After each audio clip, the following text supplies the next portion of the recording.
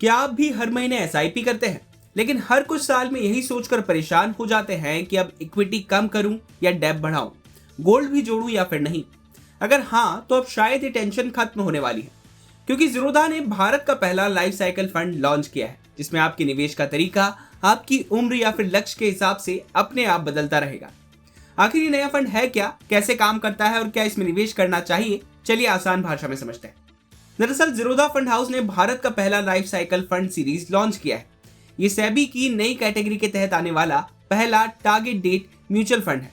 अभी इसमें 2 fund launch किए गए हैं, लाइफ साइकिल फंड 2036 और लाइफ साइकिल फंड 2041। अब सबसे पहले समझते हैं कि आखिर लाइफ साइकिल फंड होता क्या है। अगर आपने म्यूचुअल फंड में निवेश किया है तो आप जानते होंगे कि अलग अलग इक्विटी, डेप्थ और हाइब्रिड फंड्स होते हैं। लेकिन सवाल यह है कि जैसे जैसे आपका लक्ष्य करीब आता है, हर बार आपको खुद तय करना पड़ता है कि इक्विटी कम करनी है या फिर डेप्थ बढ़ाना है। यही लाइफ साइकिल फंड अलग है।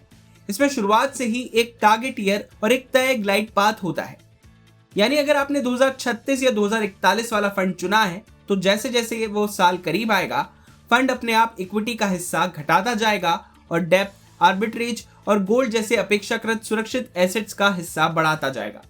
आपको अलग अलग फंड में पैसा शिफ्ट करने या फिर बार बार पोर्टफोलियो रिबैलेंस करने की जरूरत नहीं पड़ती। इसे और आसान भाषा में समझें तो कह सकते हैं कि अभी अगर आप रिटायरमेंट या बच्चे की पढ़ाई जैसे 10 से 15 साल के लक्ष्य के लिए निवेश कर रहे हैं, तो शुरुआत में ज्यादा इक्विटी रखना सही माना जाता है। लेकिन लक्ष्य नजदीक आते आते जोखिम कम करना भी जरूरी होता है। लाइफ साइकिल फंड यही काम अपने आप करता है। आपको हर कुछ साल बाद ये सोचने की जरूरत नहीं पड़ती कि अब इक्विटी बेचकर डेप्थ में पैसा डालना है या फिर नहीं। फंड पहले से ही तय नियम के हिसाब से ये बदलाव खुद करता रहता है। अब सवाल है, इसमें निवेश करने के लिए कितने पैसे चाहिए? इस फंड में सिर्फ 100 रुपए से निवेश शुरू किया जा सकता है। कोई लॉक इन पीरियड भी नहीं है, यानी जरूरत पड़ने पर पैसे निकाल सकते हैं। हालांकि पहले 3 साल के भीतर पैसा निकालने पर एक्सिट लोड देना होगा। एक और अहम बात, टैक्स के लिहाज से इन दोनों फंड्स को इक्विटी फंड माना जाएगा, यानी टैक्स नियम इक्विटी म्यूचुअल फंड्स जैसे ही लागू होंगे। अब सवाल है कि क्या ये फंड हर किसी के लिए है? अगर आपका कोई लंबी अवधि का लक्ष्य है, जैसे रिटायरमेंट, बच्चे की हायर एजुकेशन या फिर घर खरीदना, और आप बार बार पोर्टफोलियो रिबैलेंस करने की झंझट नहीं चाहते, तो ये फंड आपके लिए एक अच्छा विकल्प हो सकता है।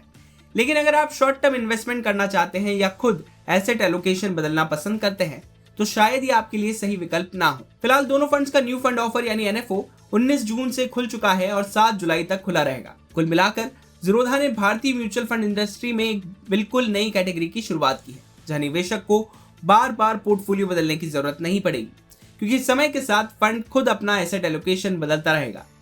अब सवाल आपसे है कि क्या आप ऐसे ऑटो रिबैलेंसिंग म्यूचुअल फंड में निवेश करना पसंद करेंगे या फिर खुद अपना पोर्टफोलियो मैनेज करना ज्यादा बेहतर मानते हैं?